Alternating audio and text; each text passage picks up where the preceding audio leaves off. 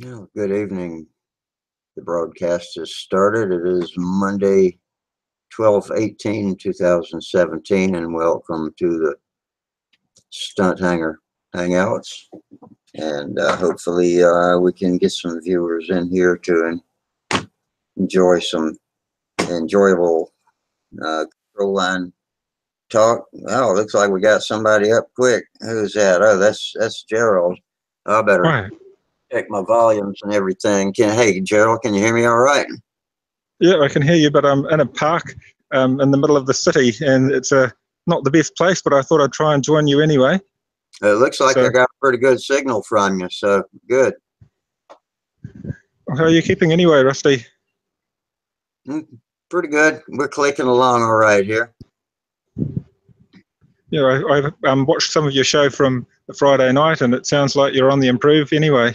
Yep, I am, and hope to keep it that way. And so I'll probably be back in action pretty soon. I just gotta keep trying, and the more I get up and do, the more I'll be able to get up and do. So we're good, and doing that physical therapy thing, and that's made a huge difference already just in the first couple of days. So looking forward to getting back out into the field and into the shop too. I brought some of the shop into the house, so I can tinker with it in here a little bit. And so anyway, so what you doing at the park? You got Max and Otto out there with you? They might catch up with me, but they've gone with their uncle to a store to have a look at videos and DVDs, and they're doing a bit of Christmas shopping, you could say. And I thought I'll come down to the park and see if I can get onto Stunthangar while they enjoy their time. But now they're on Christmas holidays, it's a little bit more challenging. But we had our scale meet on Sunday, or Saturday actually, and that went quite well. I got my new Bought Vindicator, the Bought Vindicator, I had that ready to fly, and I had my old profile P39 Air Cobra ready to fly, and then I had a new model, my Yakoshuka D4Y torpedo bomber. I managed to get that one ready to fly as well, so I flew that on our scale day. But everybody was just really flying like a novice or sportsman pattern with their scale models anyway. It was pretty much stunt scale, but it was a lot of fun, and it all went quite well. So we had quite good weather for it, so we've been quite fortunate. The weather was very mild, and wasn't too hot, and wasn't raining, and it wasn't blowing a gale, so it was a good day for flying. And we had our barbecue afterwards. We had quite a good turnout, so a good start to summer, I suppose. Well, it looks like you got a good signal where you are. Can you walk around the whole park and usually stay within range of a Wi-Fi channel to keep connected with? I should be able to, but it's I'm on quite a good elevation. I'm at the top of the park, and it's called Myers Park in the Auckland CBD. So I'll walk over to the stairs, and you can basically see what it looks like in the background. Yeah. But it's quite a nice park, and I'll move the phone around, and you can have a look and see what it looks like.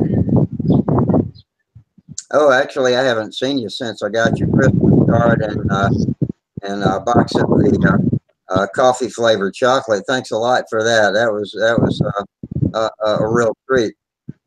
Oh, that's great. Great to know you got it safe. No, I got it. I think it was probably Saturday when that came.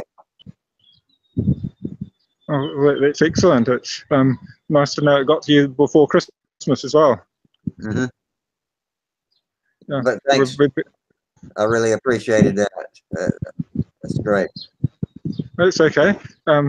We've been quite lucky. The boys like to order different things off the internet. Max likes to get his Doctor Who figures and things, and as long as we time it right, we seem to get most of their presents through the post, and that works quite well for us. and I've been trying to get bits and pieces for my model planes, and we seem to still be getting stuff through without it getting caught in the post.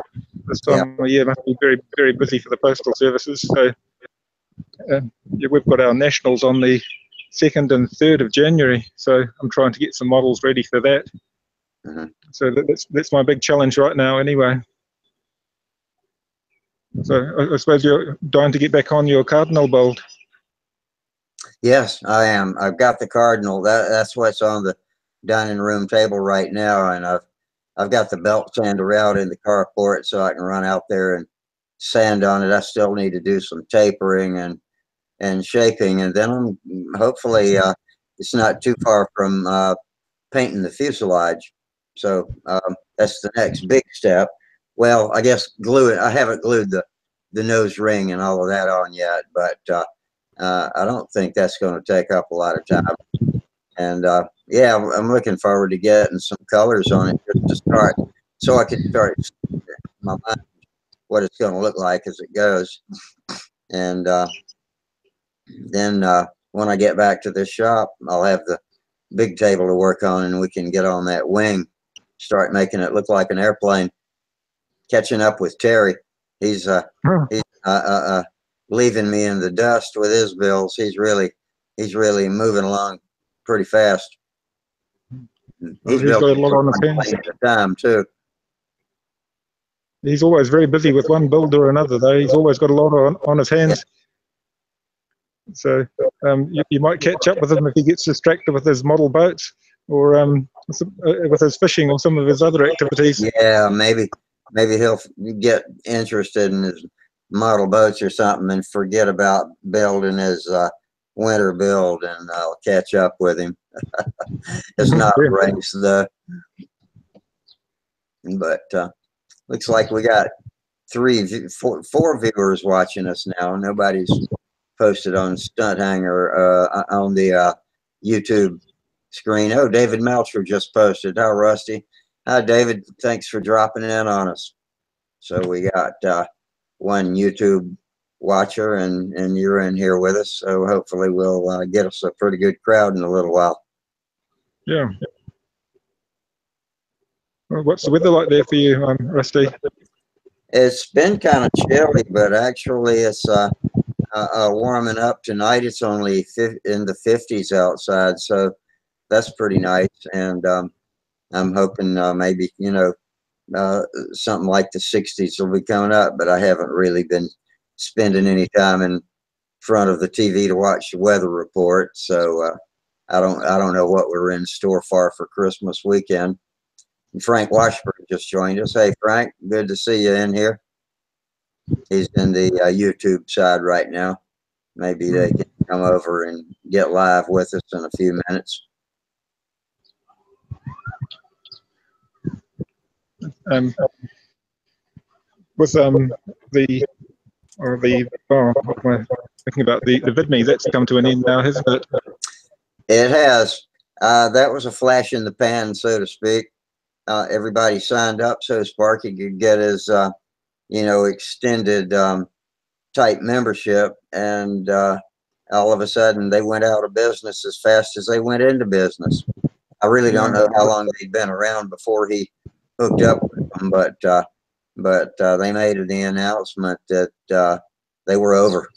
They were taking no more new subscribers, and old subscribers had a limited time to download their videos back if they wanted to keep them. So, yep, it's gone. Yeah, it's a great shame. Well, I noticed Sparky's been posting some new videos up. He's got one on Stunt Design. We watched that. My brother watched it as well. Said it was an excellent video. Yeah. I don't know. We seem to go full circle and come back around to YouTube every time. So maybe they'll protect us a little bit more in the future from you know, the type of things that we went through, as you probably well remember. Hoping we can avoid that, but we're giving it another try now for the Hangout. Yeah, we've had some good sessions, and it's nice to be able to record them and watch back over them at your leisure later on. Yeah, Just that's cuddle. the best Yeah. part. 'Cause I think most of our viewers do exactly that. They don't watch us live. They watch us tomorrow or the next day. And it's much easier to do that this way. Yeah, I really enjoyed watching Tom talk about his hurricane last week. He really went through it quite well, describing his build and how it was going, and it was really very Yeah, informative. we did it. We had a whole show where, you know, there were 2 or 3 people in the workshop working on things at the same time.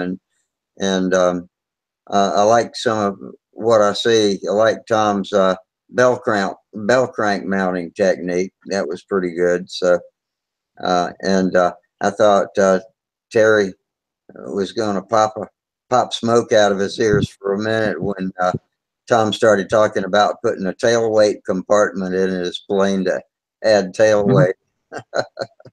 But he can do what he thinks he needs to do. That's what it's all about. We'll see what works and what doesn't work. Yeah, that's the great thing about it, is being able to talk about what works for you and what doesn't, and discuss issues that you've got with your build. And it was really neat seeing how he got about some of the problems that were probably there in the Brodak kit, trying to strengthen up his bell crank mount, and yeah, just discussing those things that concern you. It's quite good being able to look over what other people have been doing and their techniques.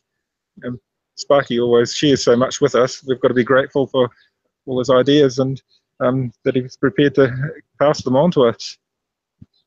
Yeah, and I don't understand why.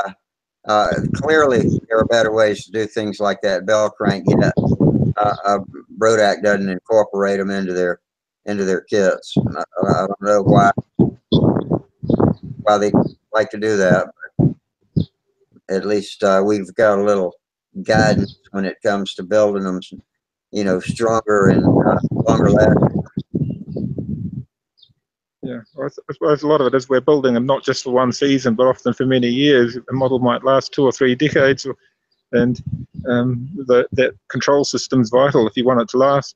You've got to have those good lead outs, the good bell crank, the good mount, and basically it's got to be engineered to last a long time, because we can't afford to replace them every year, can we? No, not at all. But yeah, a lot of the very old kits just were quite chunky in terms of the materials they included for your bell crank mount as well. I remember that, especially the old Sterling kits. You had a what was really like really poor material ply and so forth to mount your bell crank on. Oh, hi there, Charles. Hey, Hey, Charles. what's up? Hey, what's up, you guys? Not much. We got Gerald in the great outdoors bringing some fresh air to the show. I know, I see that. Looks great. Yeah, I'm in a funny position where I'm in a park in the middle of the CBD in the middle of Auckland City. It's quite a quiet place, luckily, and not too many people walking through here. So I'm able to stream out of here today. Oh, very cool. So do you fly there sometimes? No, it's quite hard to fly in public parks, but we did actually have a meeting at a school a few weeks ago. We had a stunt meeting, but we had to get special permission from the school. Most of the parks, it's hard to work out permission from the council to fly in a park here. Yeah, But we had our scale meeting at our place in Kakanui over the weekend, and that went well. At least I've got control over who comes in and who's where everybody parks and what they do. Well, how have you been keeping, Charles? I've been doing well. I flew today a little bit. I got there kind of late, so I fly at a public park, which is across the street from my high school. And I don't like flying when the high schoolers get out. They just walk right across the field, you know. Even though I have cones all the way around and all that. So I end up having my PA, and I tell them to please walk around the circle, and it's just kind of nerve-wracking. So, but I got a couple flights in. I flew quite a bit last Friday, and but we're traveling to Arizona to visit my wife's family in Arizona. It's like a 7-hour drive.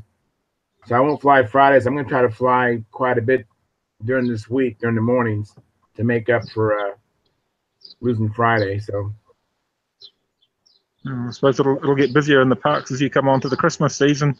Everybody will be on holiday enjoying the parks. You know what? It's interesting. My flying site, I actually fly on a soccer field, and most of the activity at the park is where more like party activities. Where they have picnic benches and barbecues and that kind of thing. And there's none of that at the soccer field, so I don't even get much pedestrian traffic. So we're really fortunate where I fly. I've been flying there for almost, I think, maybe over 3 years now, and I haven't had any issues. And normally I fly in the earlier part of the day, but today I went there around 11 o'clock today, which is kind of late for me. But when I get there early, around 8 to 9, and I'll fly till noon or so and have no one there. I'll be the only one out there flying with my stooge. That's excellent. Yeah. Gus? Oh, hi, Tom. Hey, Tom. Hi. I see you. Hey, Tom. All right, we got Tom Creasy in here with us, and over on YouTube, Dave Melcher and Frank Washburn III is over there wrapping Christmas gift for now. So he's just gonna watch us while he wraps presents, and hopefully we can entertain you, Frank. You guys, You got the wings sheeted. hey, can you still see me? Yeah. Yeah. Yeah. It's looking I good, have Tom. I have a thing up here on my computer that says there's something wrong here. No, we got you. We got you loud and clear.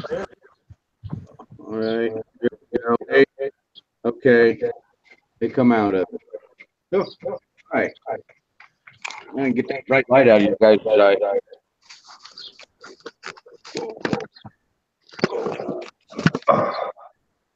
I'm getting there.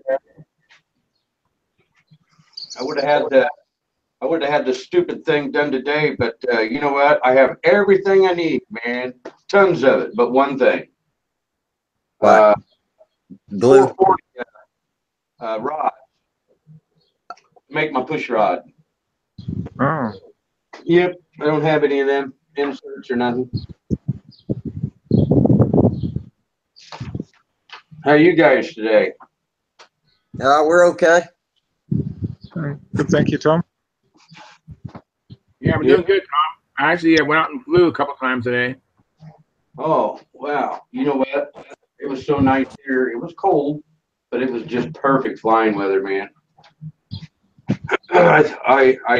I wish I could have went out today. I thought about it. Have you got that sheeting glued down, or is it just taped down right now? This right here? Yeah. Oh, it's just taped down. I don't have a rod yet. Check I this. like the nice radius you put on it there at the edges. Oh, thank you. Tried to kind of mash the tips a little bit. Hey, I had a Brodaka Center. That is what my profile Google is, you know. Uh-huh. Me hanging on, holding that plane. Here it is. I was doing an outside loop, and anyway, it went in when I went to pull out at the bottom. Right. Well, me, I thought I did it. Look at this. Can you see that? Oh, wow. You got a ball link. What's Right. odd? Watch this. What? Oh. Oh no. Yep. It's gone brittle. Yeah, this is not a 440 right here. What is it? A 16th? What it is, it's a 332 that someone took a die to. You know, 440 is 0.108 diameter. Yeah. Outside diameter, you know, 32 is like 0.86, 86 to 90 thousandths diameter. Yeah, someone put threads on it, but I mean, the threads aren't deep. The pitch. That's right. Threads, Because when they make them out of those rods, they rolled they roll those threads on instead of cutting them into it with a die. So they're actually wider than the major diameter of the wire, Yeah. if I'm not mistaken. I believe that's right. Wow. So anyway, that was I kept that plane because I thought, well, hell, I could get the stuff out of it, At Right. least I did get a couple of the the ball links. But Wow. anyway, I'm screwed until I get some coming. What about arrow shaft? You have any arrow shaft?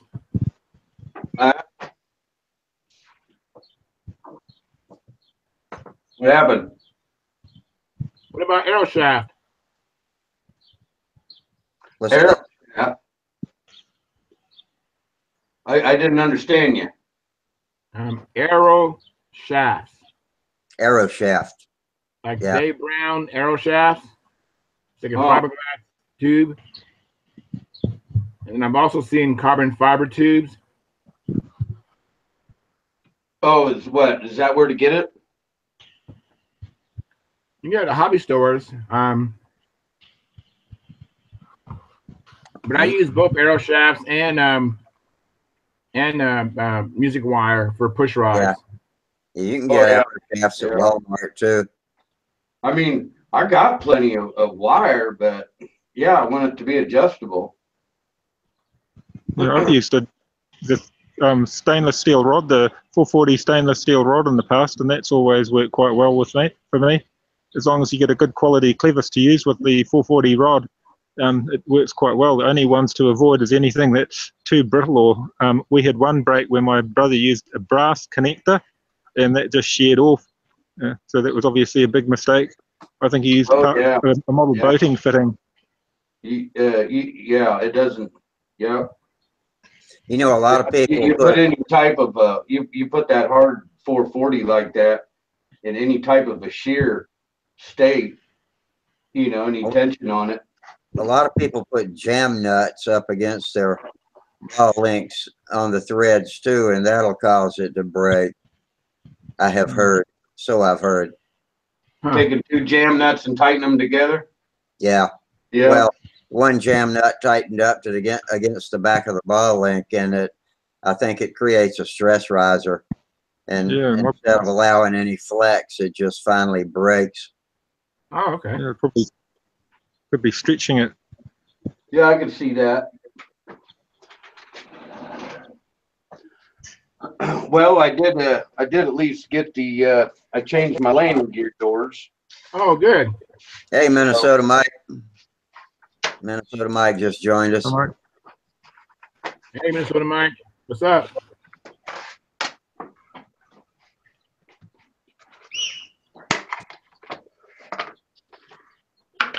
So what'd you guys, besides Charles, what else did you guys do? Having fun this weekend?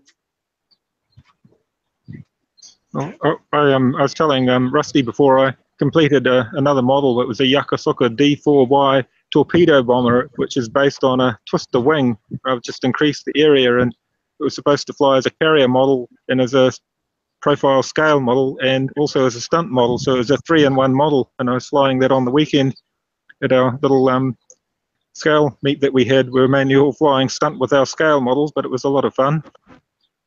Oh, very good.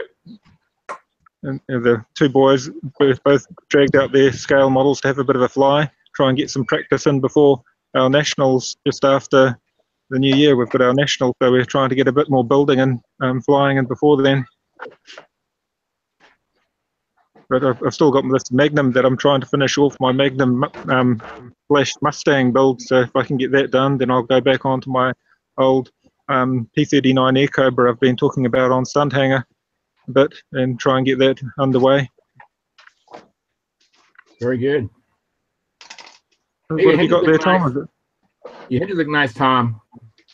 Huh? Those hinges look nice. Those are pocket hinges. Yeah, they look nice. Oh, yeah. Well, and I thought about it, and I was like, well, I'm just going to leave it like that. But it'll kind of look cool the way I'm going to finish the plane anyway. So But those are that's for a 3/8 leading edge. You know, them right here. Uh-huh. That leading edge flap there should be 3/8, and it's 3/16. So Looks good though. yeah. So they stick up a little bit. Well, that's kind of cool, actually, I think. Yeah, yeah. Plus, it's going to be weathered, Warbird weathered plane. So my P40, I did some wooden hinges, and I taped them off and waited until the clear coat, and then I took the tape off and clear coated them. It looks pretty cool, that wood in there in the background of my scheme of my plane. I thought anyway. But, Oh, it does look really nice. Are well, those the thank same you. ones that Sparky makes? Yep. Are those from Sparky, or do you make your own? No, I got them where Sparky gets them. These are the Okay. plastic ones, right? The Robart hinges. No, I did it. I'll show you. I did away with them. I decided, nah. I like the wood. Glue wood to wood. Vibration. I don't have to worry about them coming out or anything, you know. So I just stick to what I know and what works good for me. There it is. Very nice. It's and then this is a brass tubing. I keep in there with it, and I put drill it out and put the tubing in, you know, put the brass bushing in there, Right. and then I just use a pin, you know. So how much do those And cost? I made this little tool. Very nice. You know, it's a profile that you need. It sets the depth where the pin's gonna be and all that good stuff. So I kind of just keep it together, and then every so often when I come up with a nice piece of white real soft balsa wood, Right. the stick here, that way you can fill in the cutout there. Very nice. Have you seen his video? Yeah, I have. That's why I was wondering where you got them. I thought maybe you got them from Sparky. Oh yeah, his video. Let's see, what was he doing now? I think he was doing that on the Thunderbolt.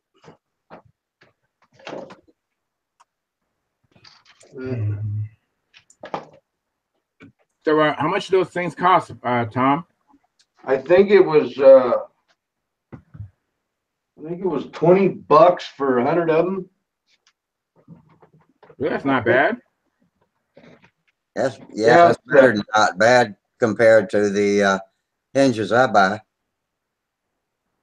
Yeah. Well, I tell you, they are a little more work. Me and Jamie, we did a hangout on. Well, it was Sunday. We started Sunday morning, and next thing we knew, it was 5:30 at night. I freaked out. I was like, "Holy crap!"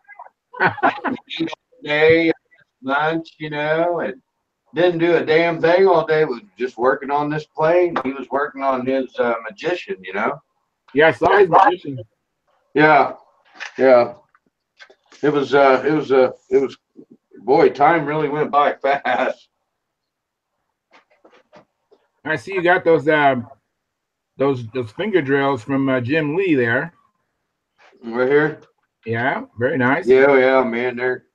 They are handy dandy. Yeah, I know.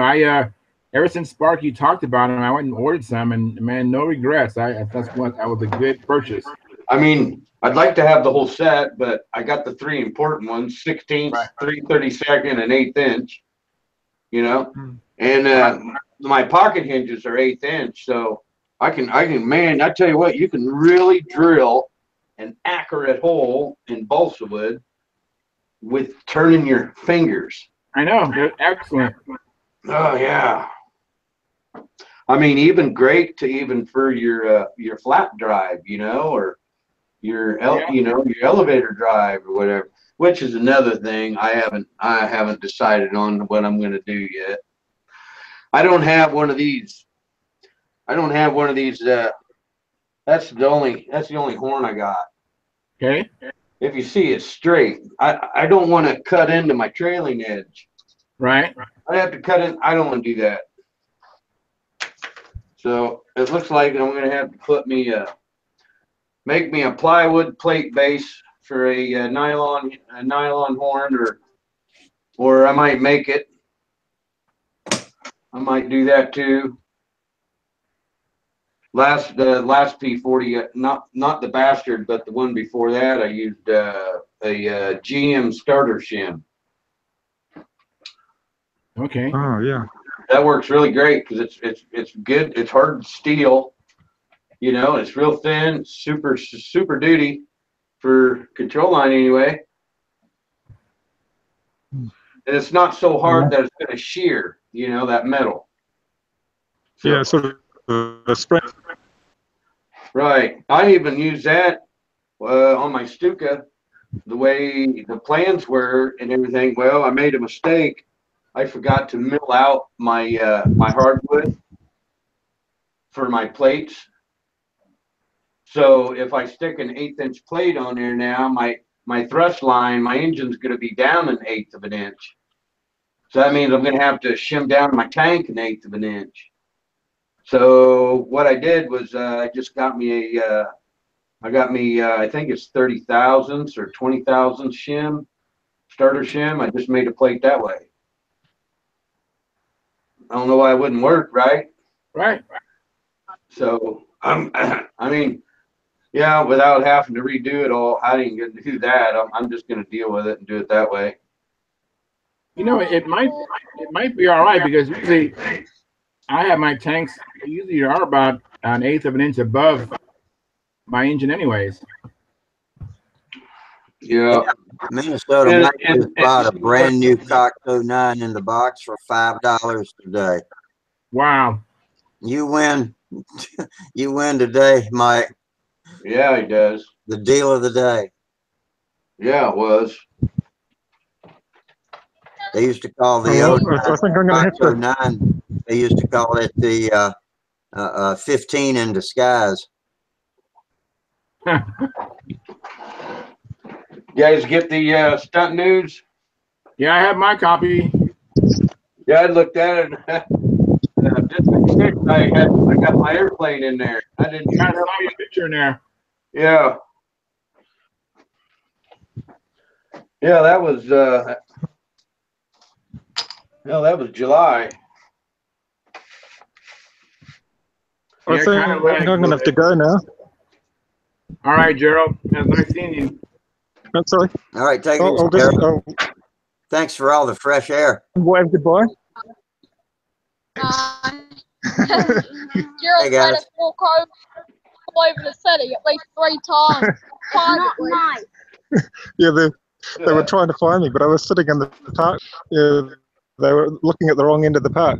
But anyway, I'll try and catch up with you guys at the end of the week. Okay, All righty. Okay. look forward to it. See you Good later. night, and have a good one, and we'll see you around. See you Yes, around, sir. man. Okay, goodbye. Good night. See ya.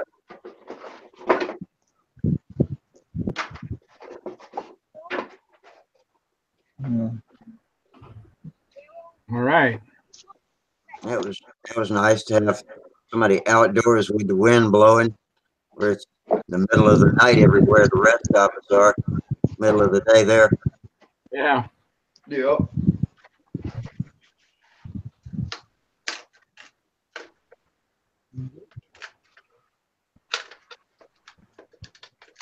Boy. Good old die crunch for die cast. Yeah. I think that's known as die crushed. Uh-huh.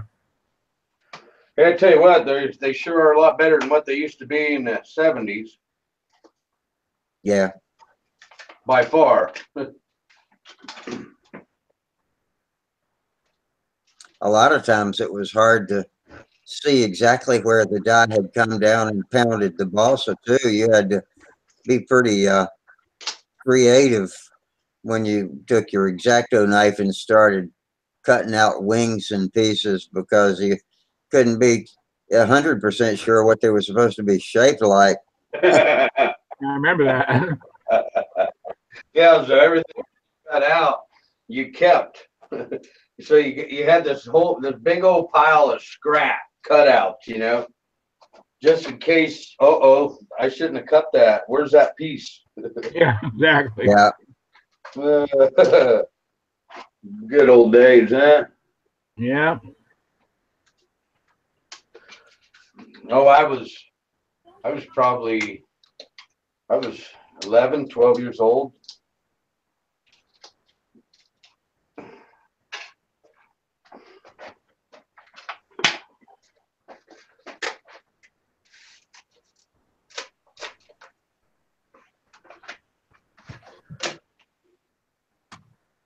So, Tom, Yeah.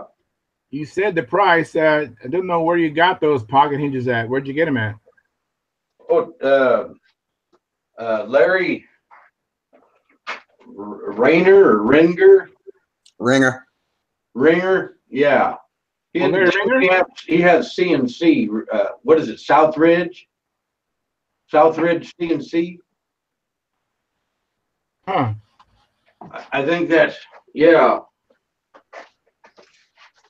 I don't know, maybe sometime you guys are talking to Sparky. Guys, Jamie asked me the other day when I was doing them where I got them, and I'm going to have to look that up.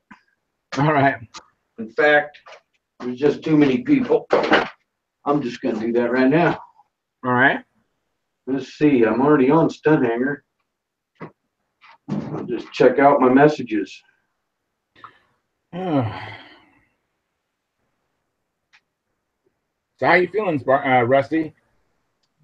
Oh, I'm doing well. I'm coming along in leaps and bounds, so to speak.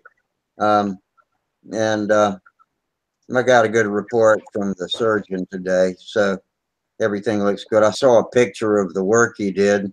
Looks pretty neat, simple and efficient. So if all of the bones in there will hold it together, we'll be all right. And I'm able to get away from the walker a little bit more at a time, so I just got to wean myself off of that, and I think I'll be back looking good pretty soon here. Oh, that's great, man. That's awesome. Yeah, I'm doing a lot better, a whole lot better. Yeah, Minnesota Mike wants to know what happened to Wally. Does anybody know? No. Wally's been busy with work. I'm curious too. I don't know. I got his email. I ought to email him. Yeah, Terry seems to know, but I forgot. I can't what find Terry that name, man. It. I'll have to ask Sparky.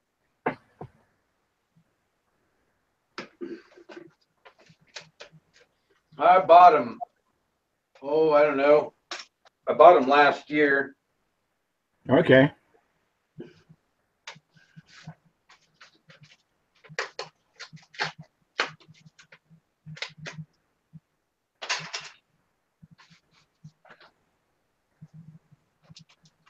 Watching football tonight.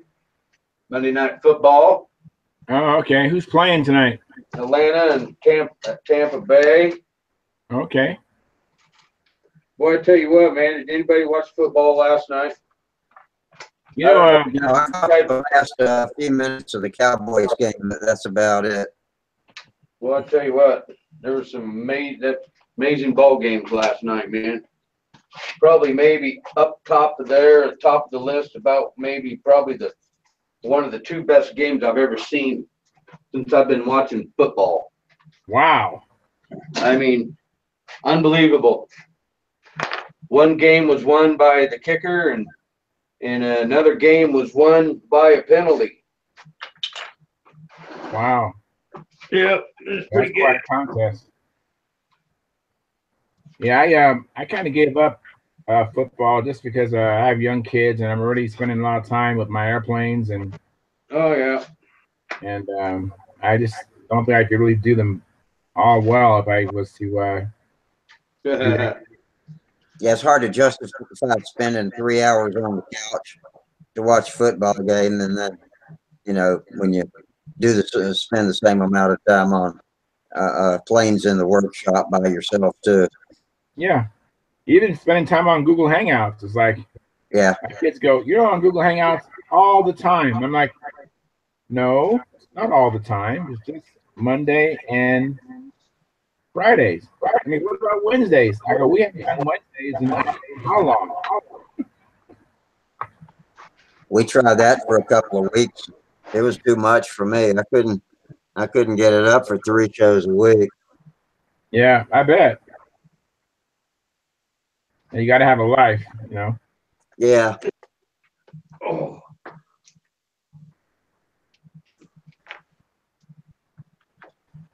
Oh man, it's beautiful.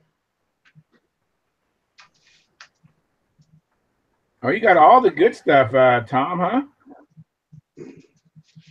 Yeah. Look at you, you got a drill guide, man. Yeah. You got all the good stuff.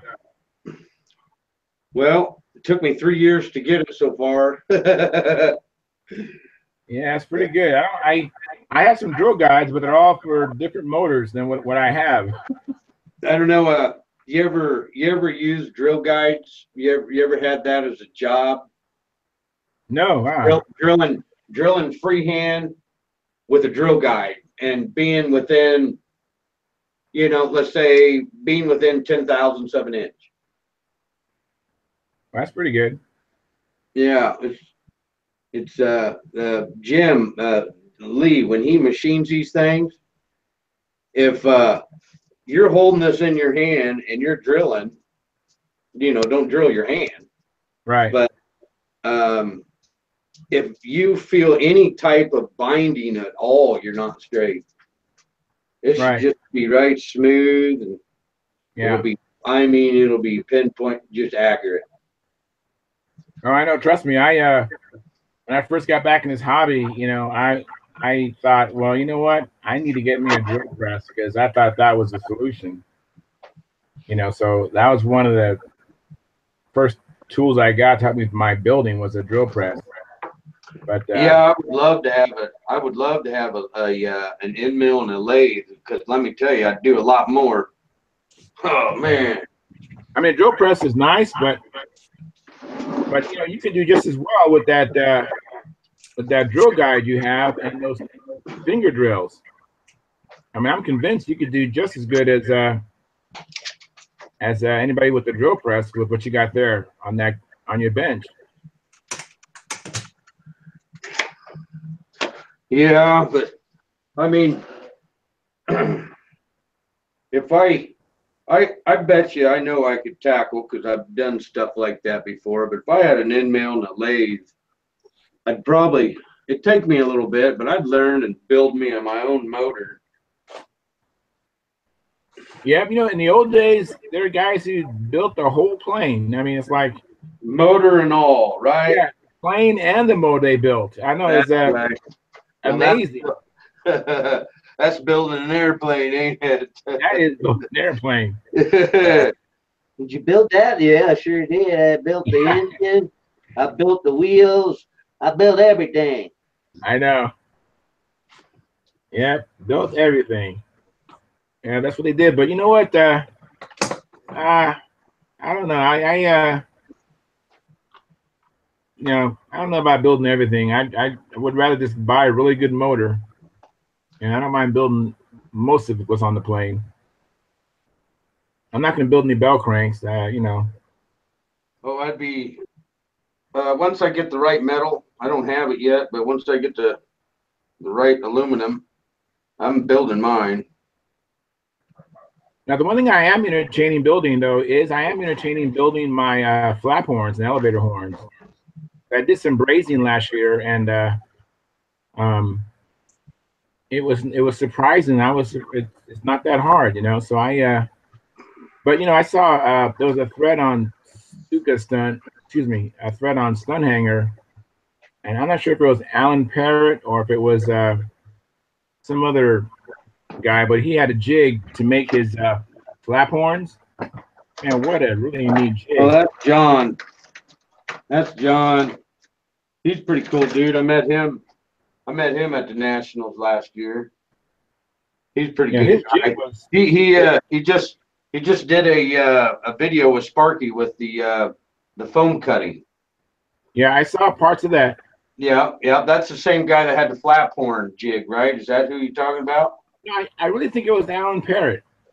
Oh, I really do. Alan Parrott has some really neat gizmos and jigs, but this thing was pretty much. I mean, once you had that jig, I mean, of course, to make that jig, you need to have a lathe or a mill to make that lathe that jig he had. But yeah, with that jig, I could make some really nice flap and elevator horns. I know. Like right now, I don't even have. I'm not even set up to even solder one yet. Yeah, so I mean, I got everything to solder. I just don't have the silver solder itself. yeah, Wendy Nowski always raves about using Stay Bright silver solder. The only silver solder I got is for HVAC, soldering copper lines to AC units. You know, Uh-huh. the hard rod, that takes quite a bit of temperature there to melt that stuff.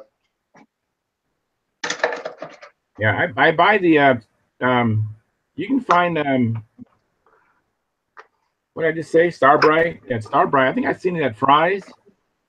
And there's a place out here called Air Gas. They sell welding equipment and they sell it in there too. Stay Bright silver solder. But you don't use solder for building tanks. You don't want to use that for a fuel tank. You don't want no lead in the or acid in the fuel tank. Right. In other words, you're talking about flux core. You're the flux. Some people claim to do a pretty good job with plain old 6040 electronic solder on tanks. Yeah. Well, I use I use plumber's silver solder. You know, I silver solder copper pipelines all the time. Can't you use that? You know, it's not my expertise actually. So you're in an area of where I'm not really an expert at, so I don't really know what to say about that. Okay, where to go? Where is it? It's somewhere. It's close by. I know it is. It's the last place you'll look. Of course. It's covered up.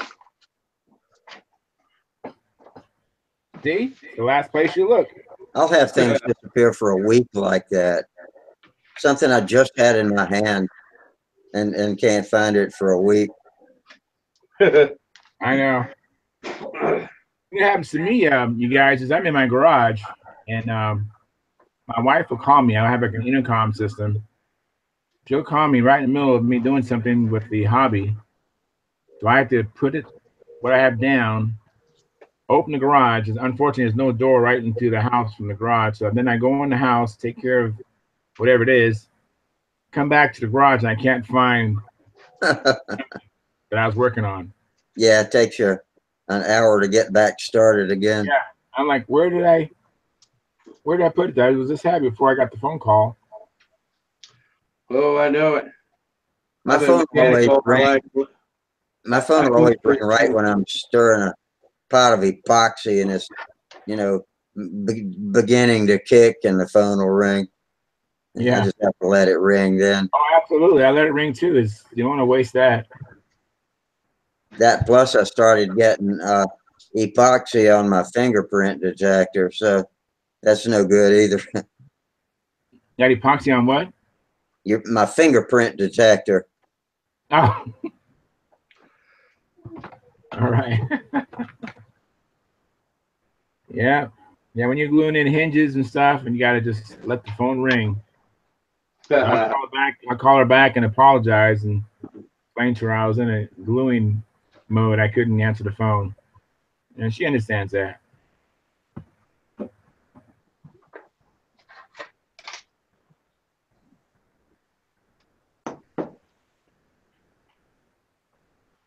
I haven't made much progress on my crutch. I'm hoping to. I was in my garage earlier today trying to find some 1/2-inch balsa to fill the air between my 2 engine bearers, and so I hope to get back to that.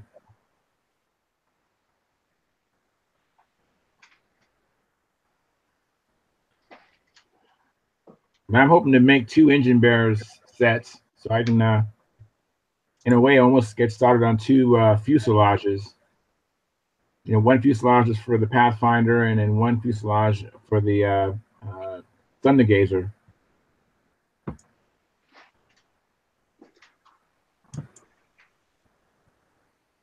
Now it looks like Tom's got his engine and tank alignment to the point where he puts his hand on his chin and stares at it until the bolts just appear in exactly the right place. Yep. I'm looking at whether or not the other Hurricane is, yeah, I want to push this motor as far back towards the leading edge as I can get it, because it is extremely nose heavy. Good idea. So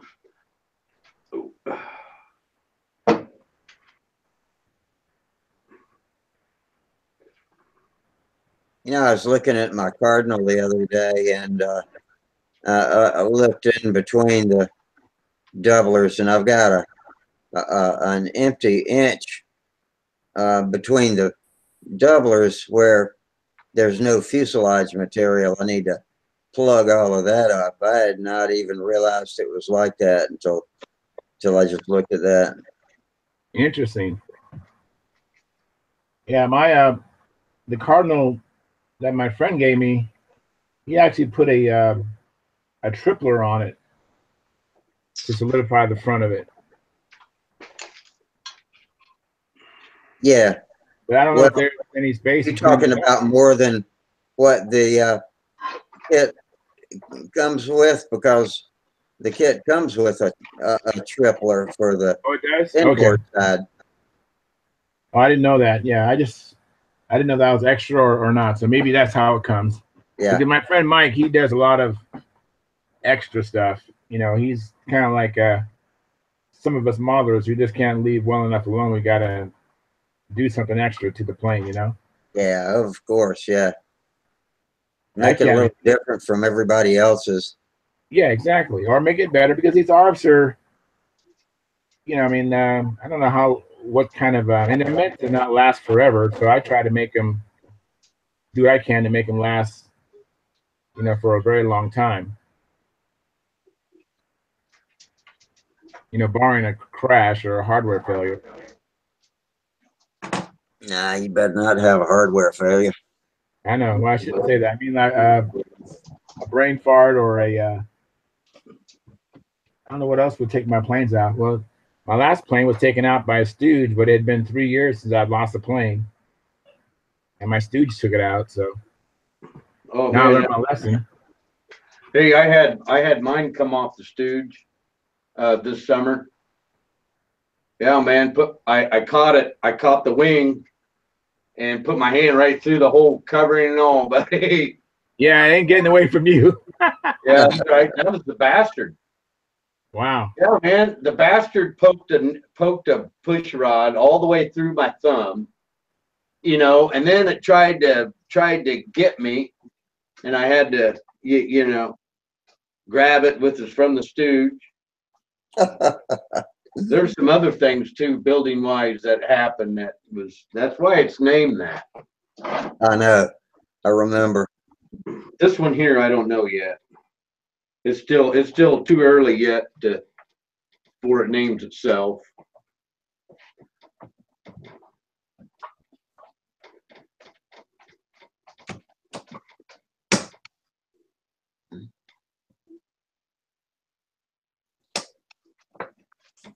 I was just looking at my controls when I clicked up Tom's workbench so that I could see it large, and there was one selection that said present to all.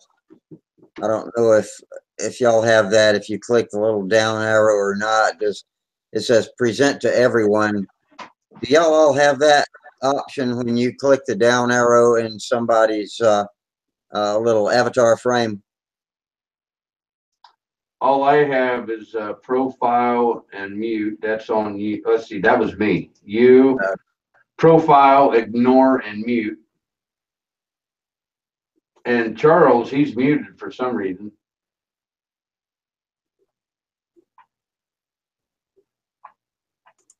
Can you hear Charles? Yeah, he's on the telephone. Oh, okay. I can't see the telephone because his it's off the screen. Half of his head. You know what I mean? Now you can see the telephone. Yeah, now I can see his telephone. I was like, I'd seen his lips moving. And I'm like, well, he's muted. That's funny. All right. So what I miss?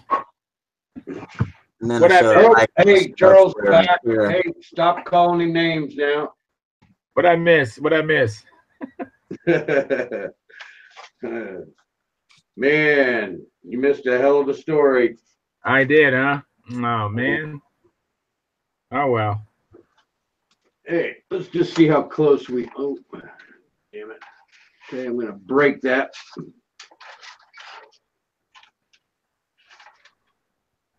I'm gonna go look at a pier for a minute and make sure nobody's hanging around over there.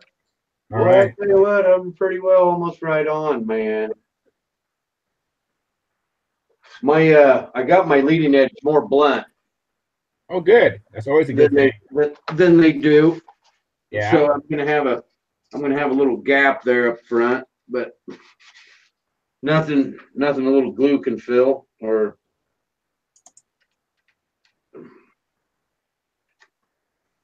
Hey, you know what I do?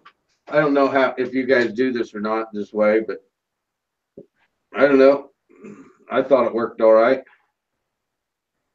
I'll do my wing and flaps and elevator and stab and fuselage. I'll cover it. Right. Everything's separate.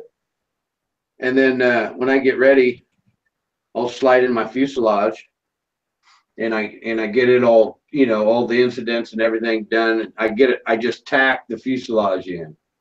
Okay. And then what I do is, since I've got all my coverings, what I do is I mix up some superfill and I do one fillet on one side on the outboard wing, that one side all the way around the profile of the wing and the fuselage there, the fillet. I see. And then I wait until it's done. And then what I do is I stick that outboard wing down in a trash can and then hold it up flat. And then I take my injector and then that's how I glue my wing in if I have any gaps. Okay, I follow you. Of that superfill, when you do the fillet, it keeps all the glue adhesive where it needs to be. Yeah, right. And I mean, I mainly do that up front to make sure that all my hardwood is connected really well to the leading edge. To take the vibration and evenly damper it out through the aircraft. Yeah, sounds good. Is that And what I do, I use a tight bond, that alphabetic. How do you say it? Alphatic. Alphatic glue, right? Alphatic with an F. And I'll push that in with my injector there, and then I'll come back I'll do something, and I'll babysit it every 10 minutes. I'll look, and that glue is so thick it'll seep down. So then what I do is I just keep filling it back up. And also it'll work out the air bubble, when it's haven't got any failures, so I mean obviously it works, so you can't argue with your success you've had. Yeah, I know. I guess my gaps I don't have very, not very big, you know what I mean? Right. All my shit's fairly tight, or it's tight. But just like this hardwood there, you know, it's going to have a gap a little bit right here. I mean, just the way it is. You know what Wendy Wanowski does is he actually just stuffs shims of balsa in those gaps, and then because balsa is lighter than glue, you know. So you know, most of us modelers are concerned about weight. Yeah. And so that's what Wendy does is stuff the air Even up there, with even shims. up there at the leading edge where your hardwoods and everything meets the leading edge. Yeah. Just right in that area. Yeah, stuff it with wood. Yeah, if you have any concerns, you know, the thin CA is what do you call that? Capillary.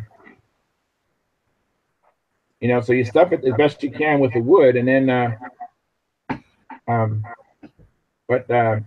that's what Wendy Nowski does. That's what I've done too. Is Phil. I've also gone to extra trouble and actually work on the cutout of the fuselage and add wood in there and sand it so it's a really nice fit.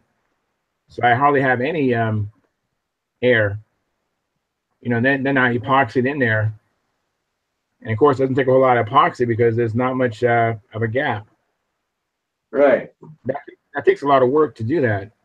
So it's kind of a up in the air. But I think like with your experience with your bastard, you haven't had any issues. So the most important thing is to get that wing in there in every direction straight. Oh yeah. I don't have a problem with that, dude. Yeah. And then get the. I don't have a problem with getting things square with the world. Yeah, I don't think you do. That's part of my everyday job, dude. I understand, man. I definitely suspect that you are very good at that. But it just, yeah, sometimes, yeah. Yeah, you definitely got to know. That's like I learned, like putting on my sheeting, simple sheeting. You know, I never sand it. It's already pre-sanded. It's already sanded. Yeah, it's a good idea. You know, That way sometimes I might have to go over a little bit. Yeah, I got a sanding divot way over here, man. I don't know how the hell I got that. I was like, what the hell? I know. I got it fixed today. I fixed a lot of sand divots today. Well, I see you don't have any rings on and long fingernails, so that helps. Well, my fingernails are starting to get long, but I try to keep them cut because right. Yeah. You don't wear any rings and cut your fingernails really short. Try to keep my claws retracted, you know. Yes, exactly. Well, hey, I saw in the Stunt News a little solicitation for you to write something about your painting method.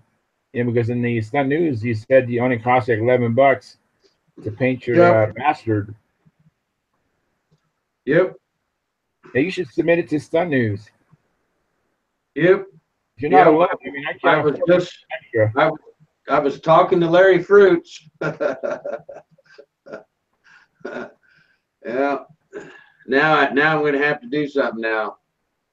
Yeah, write up a nice little how-to article on it.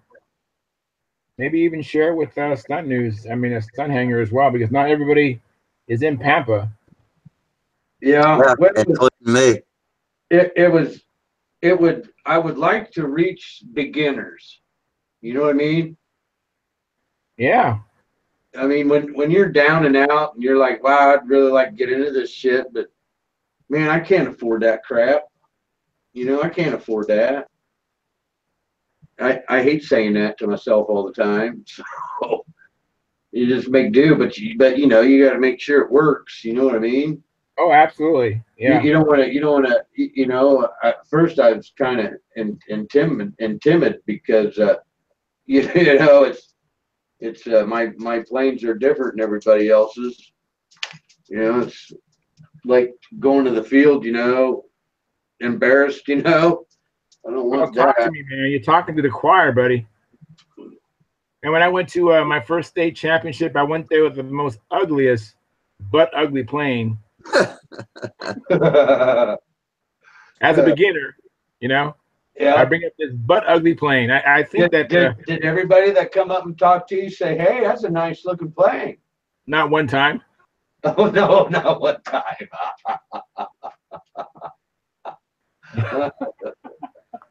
The only good thing about my butt ugly airplane was that it was an oversized flight streak. It was a really big flight streak. So people's mostly curiosity was, wow, that's a big flight streak, you know. So that's the attention I got with that. It was just it was the airframe of it. Right. And But then the finish not so good. Huh? Was that one of Danny's planes? no, it's a smaller than Danny's plane, but it's still, I mean, it's a 45 size flight streak. Yeah. It's Yeah, a big Danny's flight got one streak. bigger than that, I think. Oh yeah, Dan's is huge. Dan's is bigger than that. Yeah, I can't put a I had a Super Tiger 51 on my flight streak at the state, so it's a big plane, and it's ugly because it's mostly been I think with the rattle can paint job and just the paint's coming off and it looks ugly, but you know what? I still beat those boys up. So That's where it counts. that's right. And then I came up the next year with a hand-me-down, and then now this other plane was a Tudor 2. It was a step up from my flight streak. I wouldn't call that my Tudor 2 ugly. The only problem with the Tudor 2 is I didn't get appearance points because I didn't build it. And then the next year I came up with a top flight score. It didn't have a cowl on, so and that cowl covered the top and bottom. So without the cowl, the plane did not look as good as it could have. So and then this year I came up there with my Strega, which was an improvement. I mean, at least it was an ARF that I had put together, and it came out a little better. So my Nobler is probably my nicest plane that I ever brought to a contest, and that one actually got 13 appearance points. Oh, you did you build these or they ARFs or? Yeah, I built those. I built the Nobler, but the Nobler actually started off as an ARF, but I detailed it in Stunt News. But I did a lot to that plane. It really wasn't. Jim Hoffman said there really wasn't much ARF left in it when I got done with it. Yep. So that's why I got appearance points with it. And I put a 4-inch bell crank in it, and there's a lot. I mean, it's a laundry list of stuff I did. But I hope next year to go back with a plane that I actually will build. That's why I'm building this Pathfinder and then eventually the Thunder Gazer. But the Pathfinder, my buddy, he says they're on their way. He said I got a text from him 3 days ago. Randy Smith Vector ARCs. Very nice. Yeah. So. Yeah, he's pretty excited. He's pretty excited, waiting to get that. I imagine as soon as he gets it, I'll get a text. Yeah. Yeah. I'll just send him back the finger. I have a Brodak Vector ARF as well. ARFs have served me well. I was able to go from beginner to advanced in like 3 years. And if I didn't fly ARFs, it might not have been possible to do it that quickly.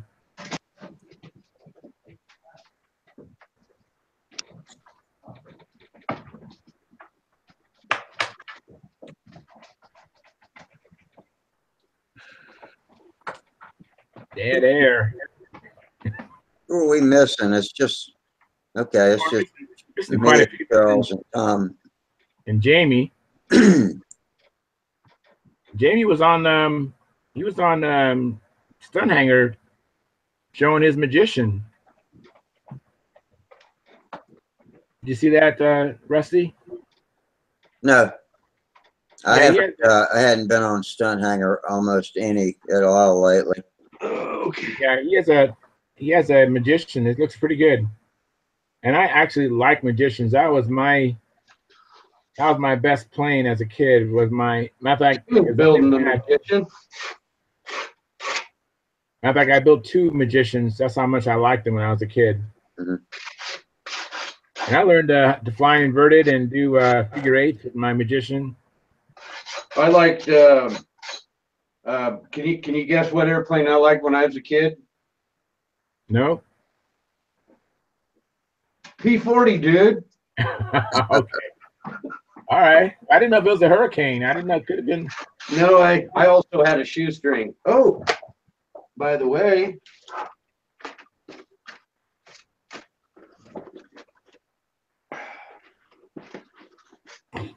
I told a modeler a story about my when I was a kid. Right. And I got these are two original kits. I Wow. got two of them of shoestring. There are two shoestrings? Yep. Wow. Yep. Wow, very nice. These kits are old. Now, what's the wingspan on the shoestring? Let's see, 42-inch. Yep. And they're made for a 35 or what? A 19 to 35. Very nice. Yeah. I always liked how they look. I had a Buster. That was the kind of the plane that's kind of in the shoestring genre, was a Buster. But I didn't like my Buster. I thought it flew terrible, so I hardly flew it. And I might have said this before, but I didn't know anything about trimming when I was a kid. So I imagine the Buster was just a tail-heavy plane. It probably would have been a nice flying plane if I would have known what to do with it. Yeah, I think a guy's told you a story that I loved flying this plane. I only flew like 4 times, and the lines broke on me. Right? That was the shoestring. Okay. That was my plane, and that was the only time out of my life that I ever had the shoestring. Oh, and man. Really put me in a bad depression back when I was. It will do that. That's awful. That's a learning experience for control line pilots everywhere. Yeah. Don't get in too much of a funk when you bust your most beautiful plane. Do you know how much work I had to do on my paper route to save for that? Oh, I can only imagine. Oh, yeah. You know, one thing I want to do is I want to build a smoothie, because as a kid I had a smoothie kit, and I suspect that I must have, in sheer frustration, threw it away because I didn't have the skills to build for one, a built-up ship, and two, an elliptical wing, you know. And so I'd like to build one just to attest I can build it, you know. Yeah. Because Built up wings scared me off for the longest time. yeah, oh yeah, absolutely. When you're a kid. Yeah. My first built-up wing I ever built was the Satan, the little Satan. Yeah, me too. And I was no, I take that back. The little jumping bean was my first, and then yeah, I was Satan.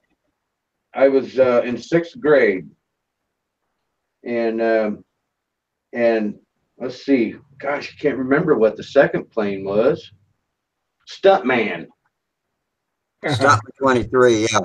A Stuntman it was. I built the Stuntman 23, Silver and black. a little Satan, and a Black Hawk Little Devil, all at the same time.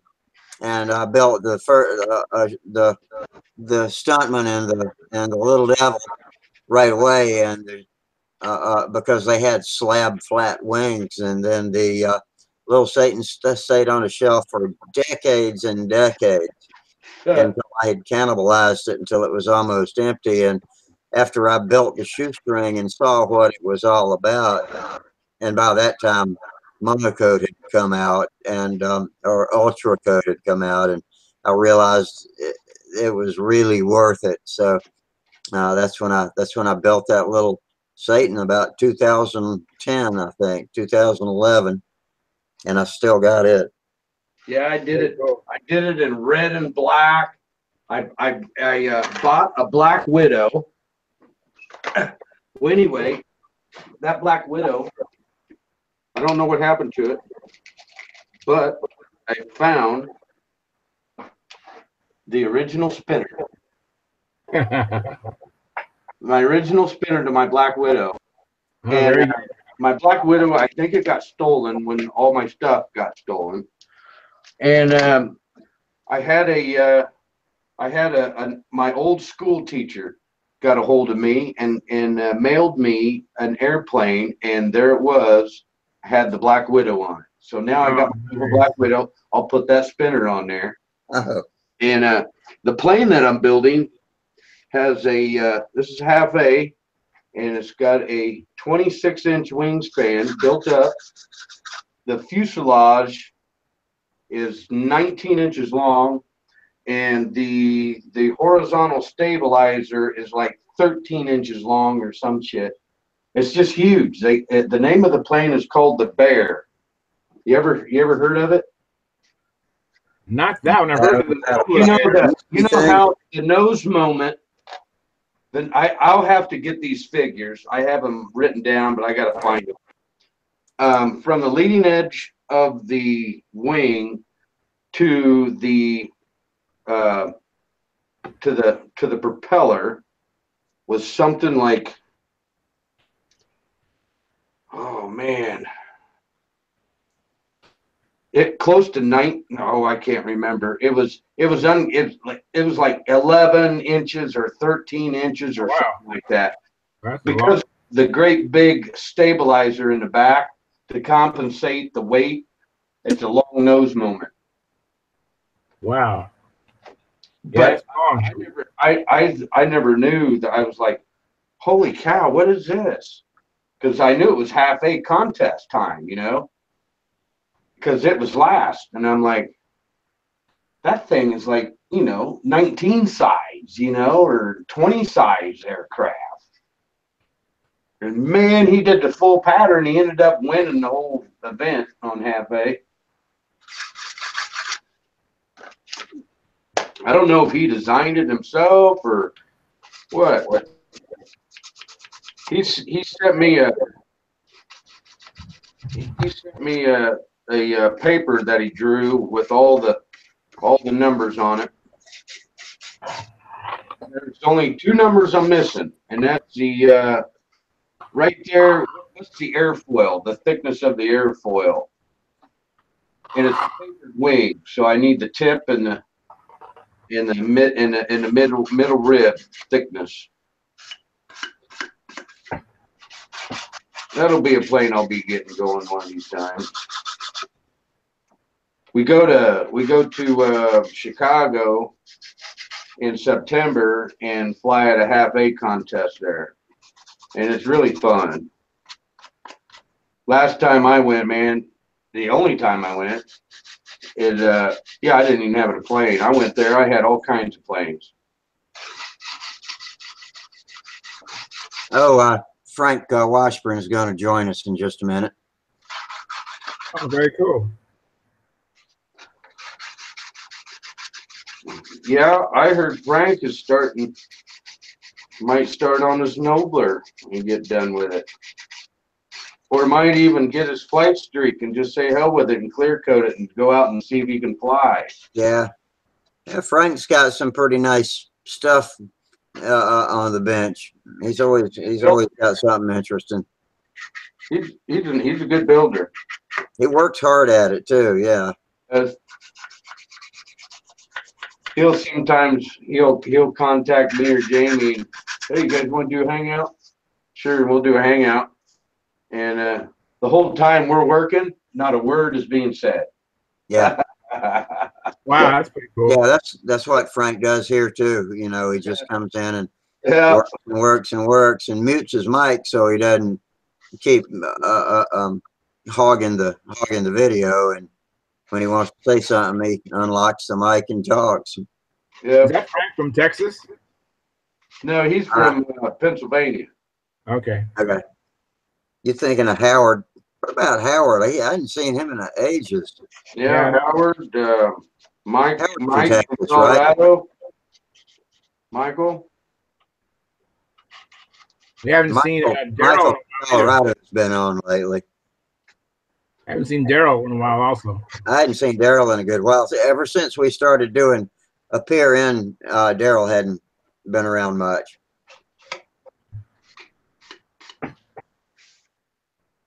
Maybe he'll watch us talking about him on these reruns and decide to come in. I think if I just start yawning, he'll come in.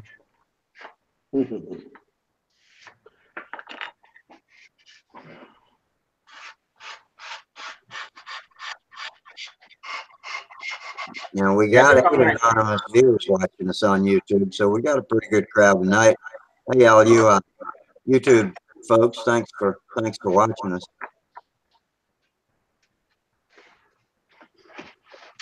I'm letting a lot of dead air slide here. I guess I need to start trying to stimulate conversation, but hell, it's Monday night. You know, what can I say?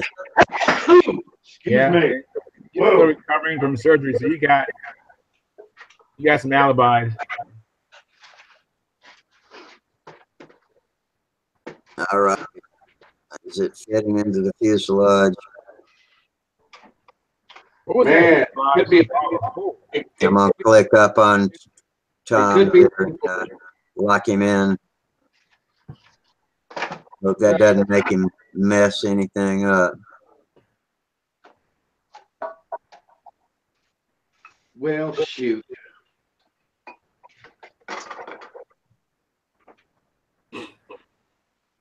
Well, shoot what? Oh, it's too late. It's too late at night to start up all kinds of power tools. Oh. Because I want to lighten my hardwood. I want my blocks. I want to tighten them up. Hey, I was reading somewhere. Guys were talking. You oh man, went right out of my head. I can't remember. Hey, How's it going? Doing well. Hey, Frank, what's up? How's everybody doing? Doing well. Right? kind of a sublime Monday night. Watching Tom build his P-40. No, it's a hurricane, man. I better just stick with the hurricane. Oh, I know what it was. Someone was saying that the P-51, see, on a hurricane, it's got that bottom scoop right here, right? Right. They said that they was having that scoop when they was doing an inverted outside loop, that it was affecting that. Interesting. It might. Yeah. What do you mean affecting it? Don't know. I mean, I don't know what they was talking about it, but it's been a while back. But I was sitting here on this hurricane, and it's got one of these scoops. It's got a scoop on it. Okay. Is that a broad? I went and Googled it.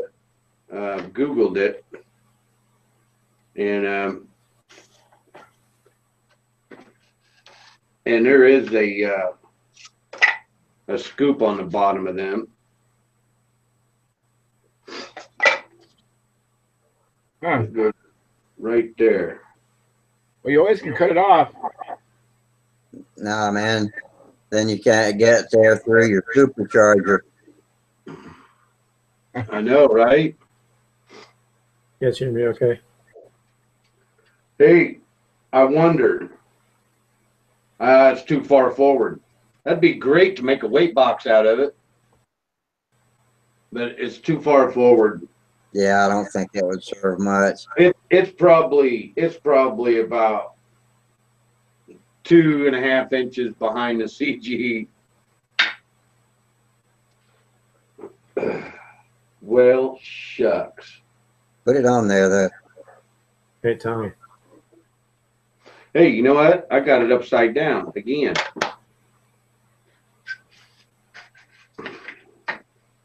Goes that way. Yeah, but if you glue it wrong, you always make it a canopy.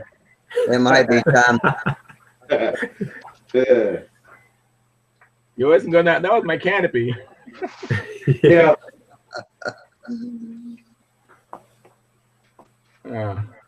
There we go. Hey, you guys want to see my first scratch build complete? Hell yeah. Yeah. Oh, look at that. Very nice. Oh, cool. That is sleek. Have you flown it yet? No, not yet. Very It's, nice. It's a one night 28 by Peck Polymer. How much Very does it weigh? 54 ounces with the, or 54 grams with the motor. 4 grams. Yeah, Wow. that's about a little less than 2 ounces. Yeah, just doing Very nice. incredible. Yeah, it's got a special kind of nose button that it'll allow the prop to freewheel. Wow. Oh, so yeah, like a one-way clutch. All right. Yeah, yeah, and it's got a spring on the front.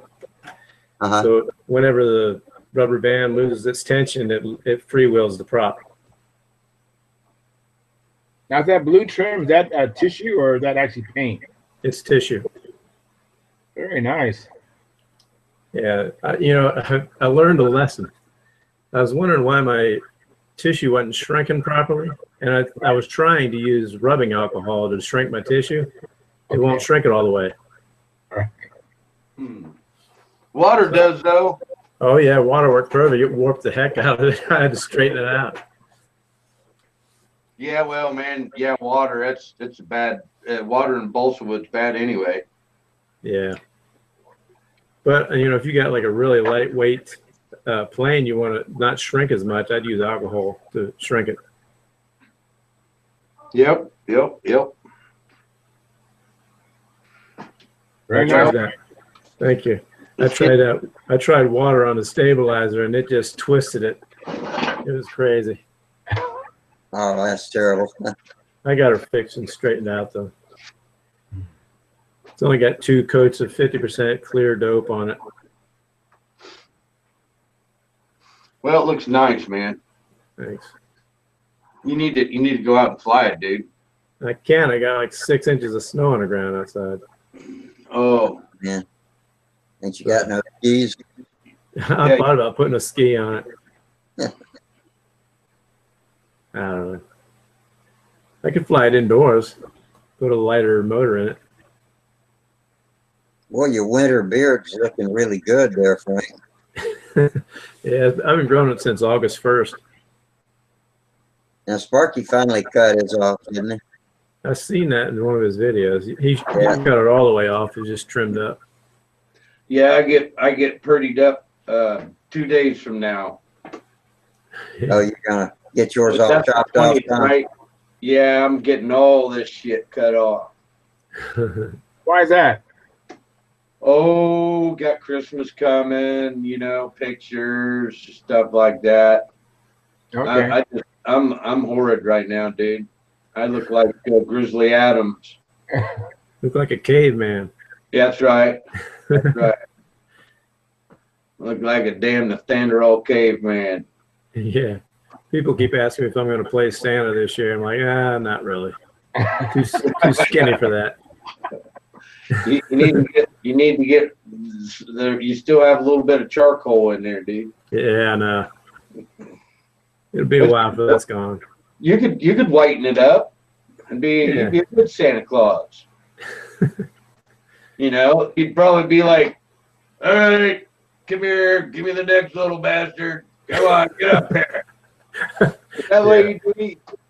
I'd probably scare him off. Yeah, that's just what the parents want. Yeah. Come here, you little bastard. Yeah, you're next. Yeah, my beard comes in all white. That's why I don't wear it. I'm like, oh man. Well, That's cool though, man. Throw it out, Charles. You could be a Santa Claus. Yeah, I know I could, but I don't really care for all the white, you know. It's kind of cool though. Yeah, it can be, but you know, I don't want my kids have their friends ask them, "Is that your grandpa?" You know, my dad, he was always gray, you know, and I remember being at this grocery store and some old man said to me, he goes, yeah, I'm spending time with your grandpa. I was like, that's my dad. Oh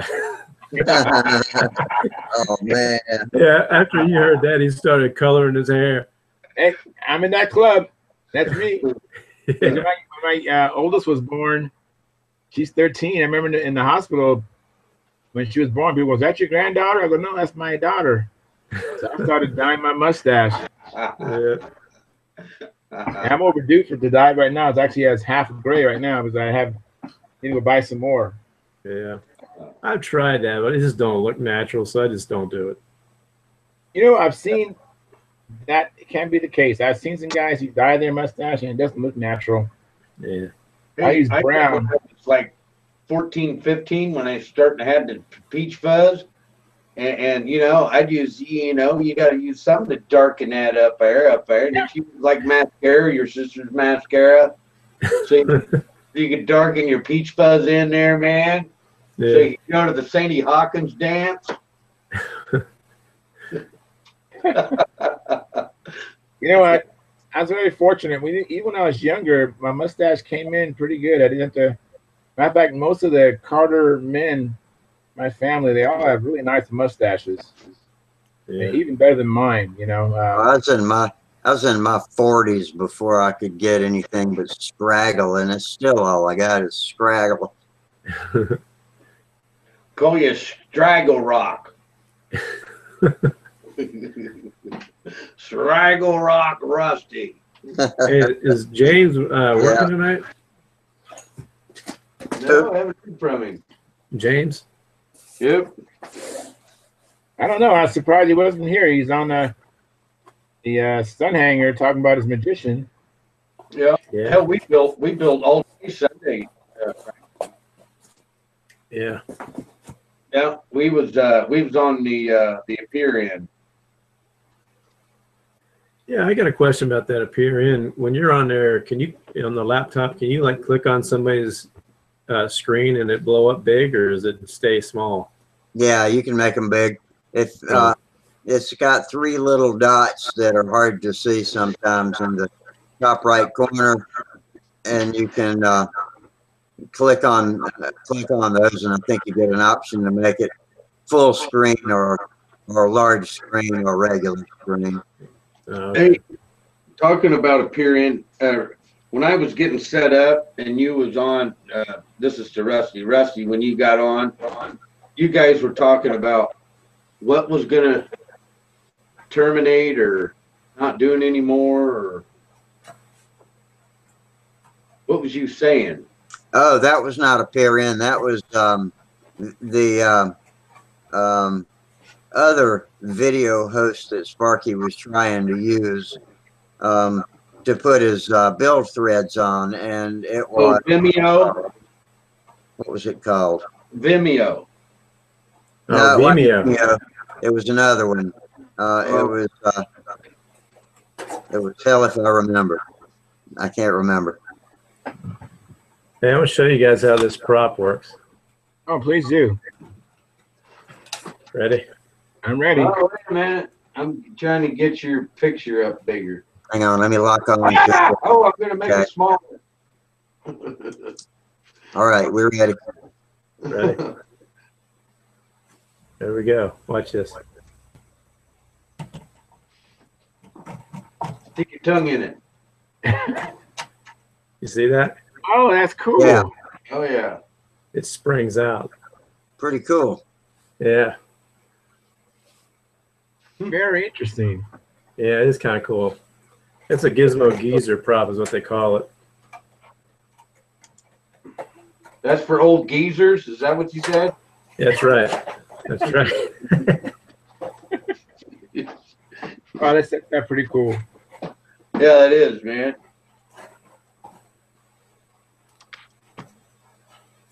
Yes, it is.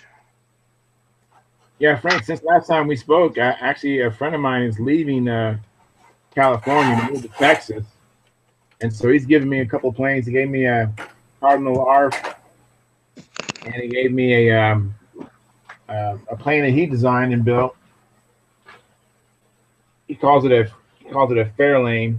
That's pretty sweet looking. Yeah, it's a little small, little half A. That's nice. And then of course the Cardinal ARF is a big plane.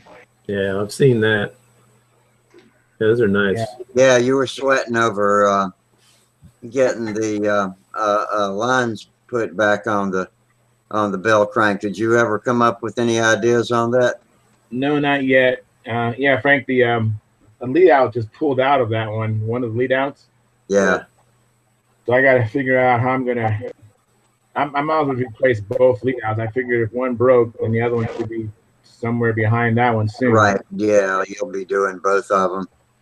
Yeah. I think just carving some sheeting away will get you there, but I'm not so sure. I'd have to look at. Oh, you know what? I've got a set of plans in the house now for the Cardinal. I don't know if it's the same or not, but I'll at least look and see what kind of ideas I can come up from looking at the plans.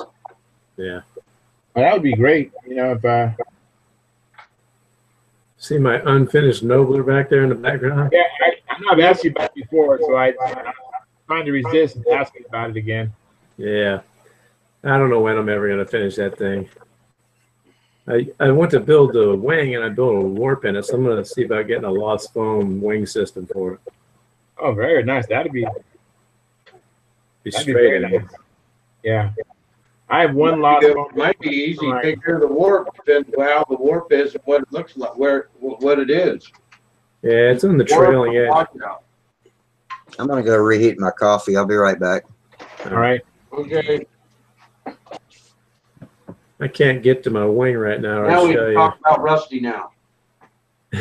Oh, Go ahead. I'm not going to get without earshot. Yeah. Yeah, but now we're gonna hit the fun button. Yeah. You know, I had my Nobler had a warp in the trailing edge, and I went to a friend of mine's house, and he what he did is we actually put slits in the trailing edge, and then we took 2 pieces of aluminum angle iron. Yeah. And we basically I think we did some ammonia as well, and then we just clamped those 2 angle irons together, you know, top and bottom of the trailing edge. Of course, when it's split, then we would just wick in and just put some CA glue in there, with it being in that clamp system, and then we take it off and check it out. And we put more slits in it until we got it straight. Oh, And really? plane flew really nice. Did not have any symptoms of a warp. Huh. Yeah, Is I that- checked out warps out of balsa wood with just CA. CA is a good thing to make you know, sometimes a good thing to keep take a warp out. Yeah, Huh. but the slits allowed the thing to get in alignment so that we could. And then, of course, the angle iron also made it sure it had a straight edge on both sides, and then we just CA'd it. And any high spots, we just sanded them down, you know. Oh, Yeah. And then you can fill in the low spots with superfill, or I think I use micro balloons. Now, did you already have it doped when you noticed the warp? Nope, it wasn't doped yet. Okay, yeah, mine's not doped yet either. But I kind of got a slight warp on the front leading edge and a warp in the trailing edge. So I don't know how I'm going to work it out. Oh, yeah. It's kind of junk, I think. Yeah. How much does it weigh? I don't know. I can't get to it right now. It's buried. So Hey, that's a good question. Yeah, because I it's wonder heavy. how that- If it's too heavy, then it's not even worth it. I know it's kit wood, so it's Yeah. a Brodak. Oh, You know, you can get a short kit, probably from Brodax, Like a wing kit? Yeah, just get a wing kit. Oh, okay. I know you can buy the ribs. Let's see here. Yeah, that's true too. Yeah, you can just get the ribs. Maybe I get the ribs and just buy some super light balsa for the rest of it. Yeah. Hey, I like the finish. Carol, I did fix for you. I only got 2 bolts in there now. Oh, looks nice. Yeah. I didn't like the 4 bolts, but for some reason I thought there had to be in there. Yeah, that cover's not doing anything except for just cosmetic anyway. So Inboard wing. Is that a lost foam wing? This? Yeah. No. This is a die cut kit. Let's see where we're at. I haven't weighed it. The only thing that's missing is the push rod and the flap horn. Okay, 4 ounces.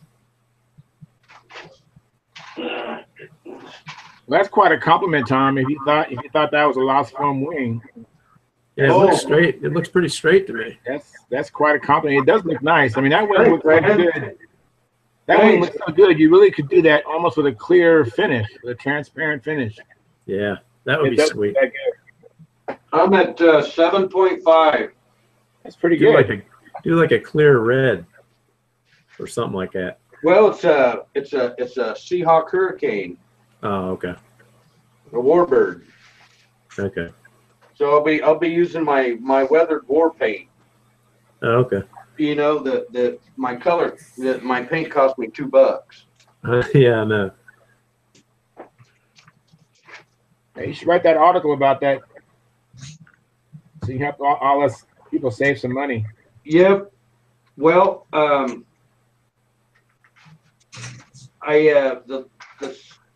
last airplane, I've almost got it perfected. So this airplane should do it. I was supposed to. I got to paint my Stuka too. You ever see my Stuka? No, You never see my Stuka? never seen your Stuka. Yeah, hell, let's show and tell.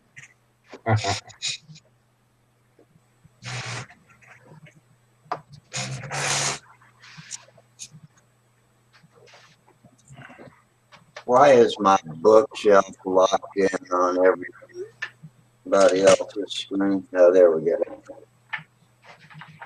I couldn't understand who that was. My bookshelf is locked in. Did y'all do that? Did I Not do me. I haven't noticed it being locked in. There we go. Hey, that wasn't too bad. I saw you moving in and out of the chair. It's not too bad, Rusty. Not too bad at all. So what'd you have done? I must have missed all that. I don't know. I just came back from getting my coffee and looked at the screen. I had full screen picture of my bookshelf behind my chair dominating this video show. What all did you have done at the hospital? Oh, at the hospital. I had my left femur. I had a fracture in the neck of my left femur, up right under where the ball is, Oh, and man. so they clamped and screwed it back together. Wow. And so I'm recovering from that now, but it seems to be coming along pretty good. Nice. Every day gets a little bit better, except near the end of the day, so I get pretty tired.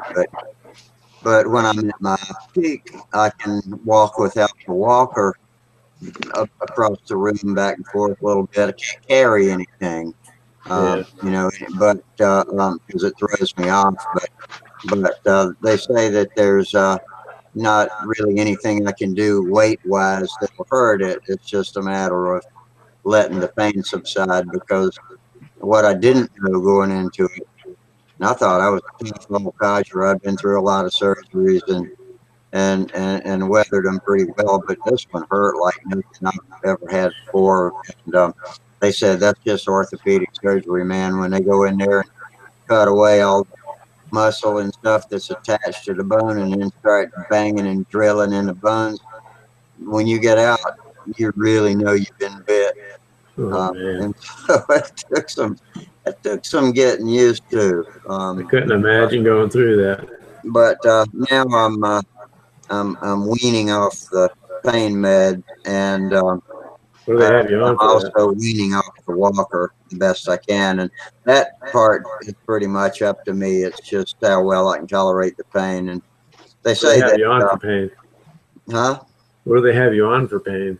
Oxycodone mostly. Oh, And okay. I was already a pain management patient, and is what threw a wrench in the works, because they say pain management patients are the hardest to uh, um, reduce the pain after surgery on, because they're so tolerant to everything that all you do is make matters worse by giving them more pain medicine. So, but and I've been on fentanyl patches for almost 20 years now, and just regular pain management regime. So yeah, I'm back to my normal regime now, and just weathering the storm until the insult from the cutting from the surgery goes away. But I'll be all right. Everything shut like it's supposed to, and there's no problems obvious. My first follow up was today, and I saw the surgeon, and so he said everything looks good in there. I saw the pictures. It's a pretty nice little piece of work they did. I forgot to ask him if he tapped those holes before he ran screws into them, or if they were thread cutting screws. And I'll ask him in They're 2 weeks. probably just I go thread back cutting to see him screws. again. I'd say they're thread cutting. Yeah. Yeah, that's amazing. But I seem to be on the recovery pretty quick. It's pretty bad right now, but it's also 11:30 at night, and I've had a long day. It Yeah, was you probably need to go to bed. day, and those are never good, because I never really get loosened up really well. So I'm hoping tomorrow will be pretty good. I'm probably going to knock off here about 12 o'clock, and about 30 minutes, and see if I can get me a nice long night of sleep. And that's another thing that with something like this, you gotta wake up and move around and get comfortable again, so you never get quite a full night's sleep, and so that slows recovery down a little bit. And I'm finally getting a little better at that too. So I think I'm looking good. I'm looking forward to getting back into the shop and eventually getting back into the air. And I don't think it's going to take too long. I think this time next month I'll be moving around pretty good. And I think the walker will be well behind me by then. So I'm optimistic. That's good. That's good. What is Frank? I mean, what is Tom working on? Oh, that's Together is Stuka. empennage he's working on there. Let me blow him up.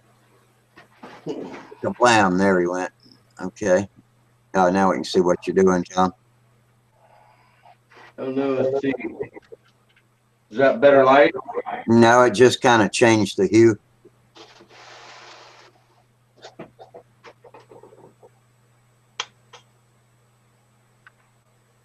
Is that any better?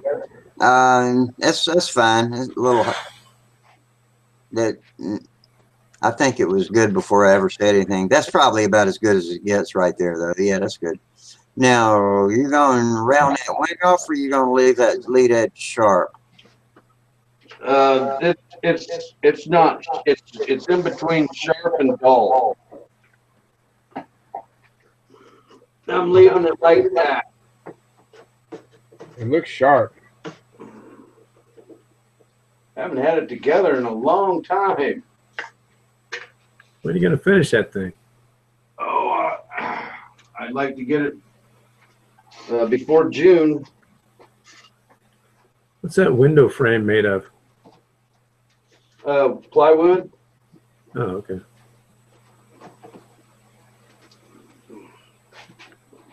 Yeah, I'm curious, how are you gonna make that canopy? There we go. Oh, the canopy fits like a freaking glove, man. Really? Great. I'll go get it. That That's a cow. hell of a cow there. Yeah, the Stuka does have a hell of a cow, anyways. The real one does. Yeah. You ever see the Stukas that Wendy Yanowski's friend made? So, mate, no, I don't think I have. Yeah, he made like 3 of them, I think. I can't remember his name. Okay. Oh, I got a, I'll show you something else on this cow. Did you vacuum form that canopy? Huh? Did you vacuum form that canopy yourself? No, it come with the kit. Oh, okay. Charles, you'll like this. Got a radiator in there? Oh, look at that. That looks nice. Oh, I saw it already. Hold it up. Oh, That looks wow. good. Look at that. Oh, that looks very good. That's some Yeah, you detail. can see I've already put in the, can you see the fins already in it? Yeah. Yeah. Now, did you make that? Yeah. Now You that's made- out of a block. Well, it's actually out about 5 pieces of block. But Like, the inside of it is fiberglass and Z-epoxy. Engine fit good in that cow? Yeah. Yeah, it does. It really does. And this is my little guy. Yeah. very nice. Yeah. Looks like he's free falling. Yeah.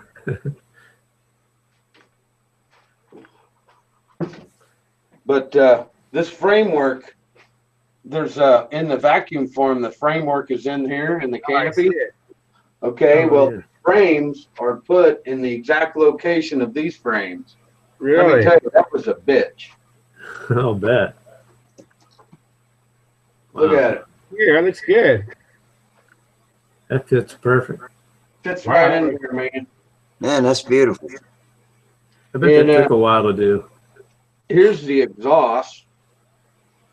I haven't cut them out yet. I'd like to find some other exhaust, but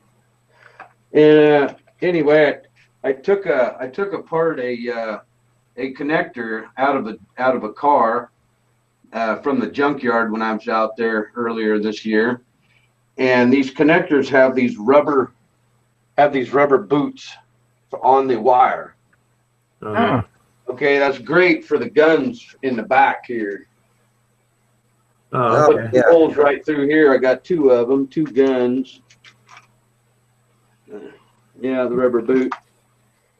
But anyway, I haven't done it yet, but this guy, just this guy right here, weighs like, here, I'll weigh him. It's really super heavy.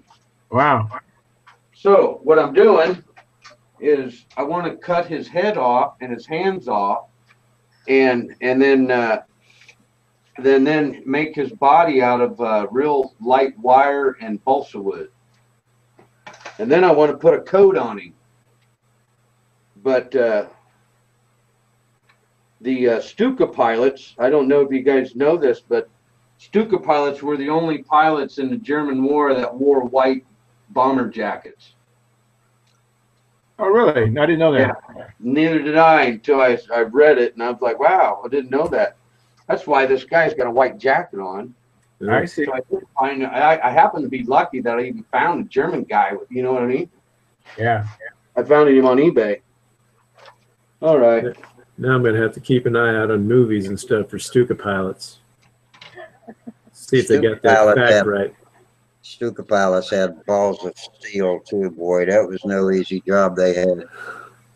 Yeah. You know who else has a bigger Yeah, this- balls of steel or this way- kamikazes? This weighs 6/10 of an ounce. And I got 2 of them. So that's 1.2 ounces on weight on the plane. Wow. So if I cut his head off and his hands off, you know, and make a wire, a body, and make my own coat. But man, let me tell you, that's real tiny to sew. I have to tried, do it by I tried hand. to make a little coat, Man, you sound like quite a modeler. but I can't, I was like, nope. I ended up throwing this coat across the room because it was just too tiny for me to fiddle with. And here's his landing gear. That's cool. Yeah, I cut the mileage out. Is that aluminum? Yep. Yeah, well, let me tell you, after I cut them eyelets out, boy, it's a lot lighter now, let me tell you. Let's see, I can't remember how much. Oh, it's also got a, right behind the canopy. Let's see. I don't know, can you see this right here? Yeah. Right here, there's a hatch that opens up and comes out.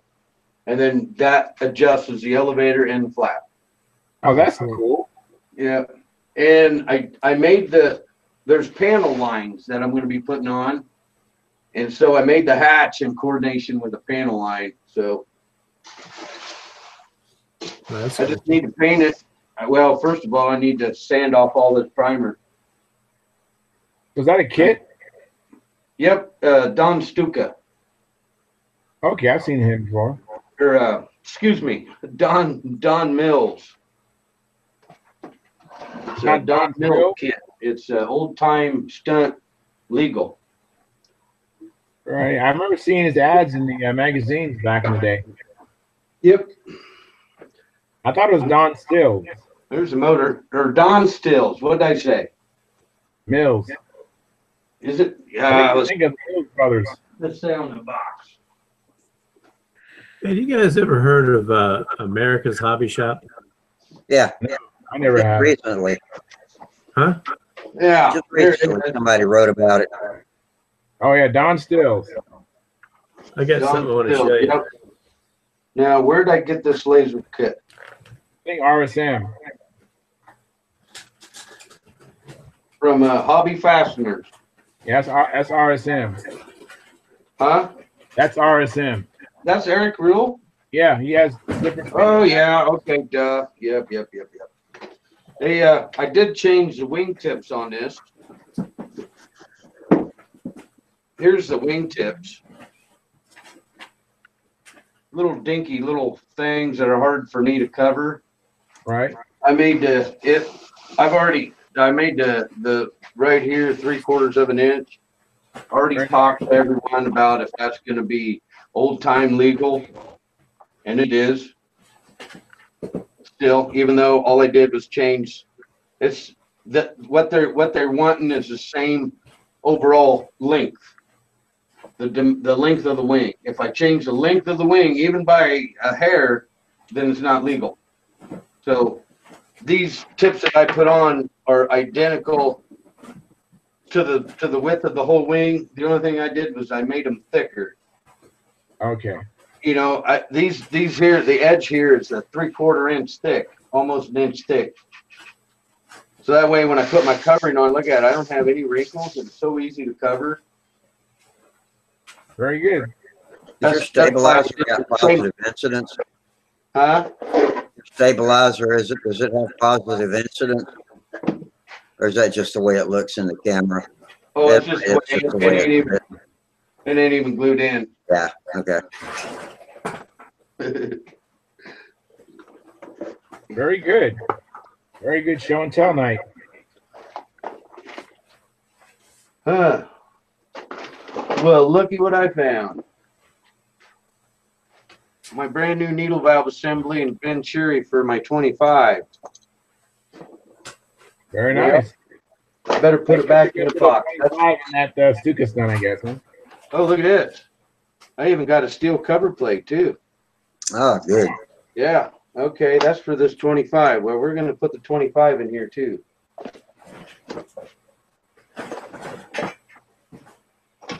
I got some pants in here, but hey, this kit also comes with another canopy in case I mess it up. This I like the one you got on there better. Yeah, I like the one that's on it now better though. Yep.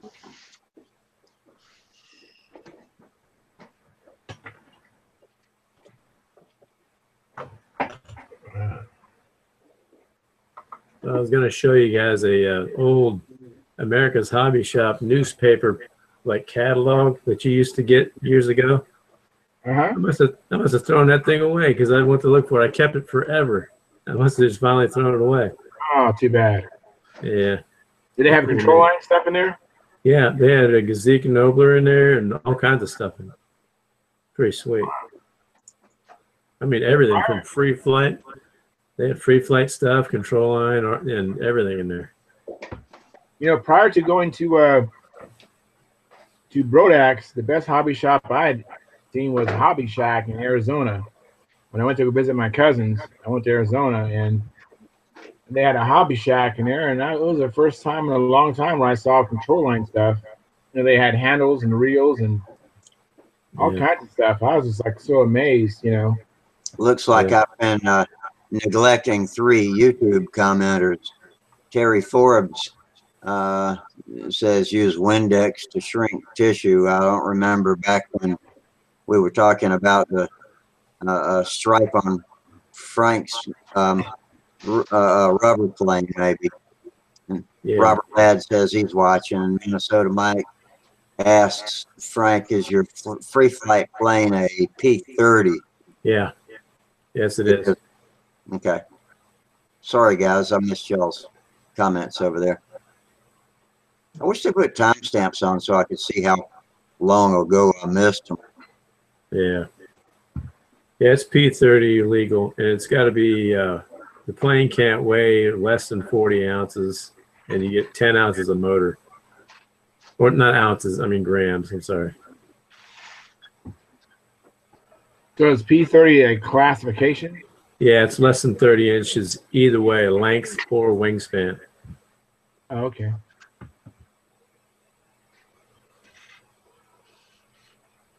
And you can balance your prop by shaving flash off the edges or adding weight to the light blade. You can't take weight off. Oh, interesting.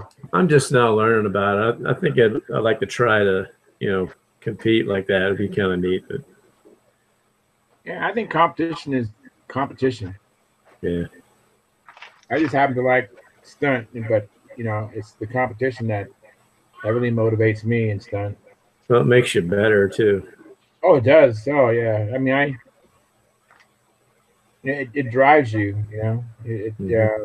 When I have a contest coming up, it gives me a mark in time where I really, when I was trying to learn the stunt pattern, that clock was never stopping. It was kept moving. Yeah. And the contest was looming closer and closer, and it was just the want to do something I didn't want to do. Yeah. Like get my plane straight down to do my outside squares, If I didn't have a contest, I probably would never pull the trigger. Right. Minnesota Mike says that they've got a P-30 club fly coming the first of the year. Oh, okay. Where's he at? Minnesota, I guess. He's not in Minnesota either. He's good guess, man. He's out in the desert somewhere. I forget. He's in California. Yeah. Yeah. California, Frank. Yeah. I have no place to really fly this thing here because it's hills and trees everywhere. I don't have no open fields unless I go to like an old airport or something. So that plane you would just throw it in the air? You would just throw it? Or is there a launcher? Clovis, California. That's right. Put about 1,000 wines on it and just toss it in the air, and if it finds a thermal, it's gone. Unless you got some kind of turn on it. I watch a guy on YouTube. He has a radio controlled rudder on his that he flies. Oh, cool. It's kind of neat. That way you can at least direct it some way. Yeah. Yeah. Plus, you could still bring it down with the rudder. Yeah, and they make dethermalizers and stuff. I don't have one on this, but it'll help bring it down. You guys, can y'all forgive me if I cut you off about 5 or 8 minutes early? I'm about to, my head's about to hit the keyboard here. Oh, no problem. No problem. Yeah, you're all right. But Yeah, you're recovering, and it's late. I know it's late for you guys. yeah, Right. it's Hey, been a good show, though. I'm glad Frank finally made it in here. And it's been a while. but the last two shows have been good building shows. So that's great. That's what we're all about here. So I Yeah. Exactly. appreciate y'all showing up, and all of you folks on YouTube. I appreciate y'all coming to watch too. So we'll be Yeah. back on Friday. Bigger, faster, better. Same bat time, same bat channel, and we I might will have see y'all then. So I might have my secret weight box in by then. All right. Good seeing you guys. all right, fair winds, tight lines. See ya. See you. See you. See you later. I'm stopping the broadcast. Y'all can keep talking if you want to, though. All right, good night. Bang.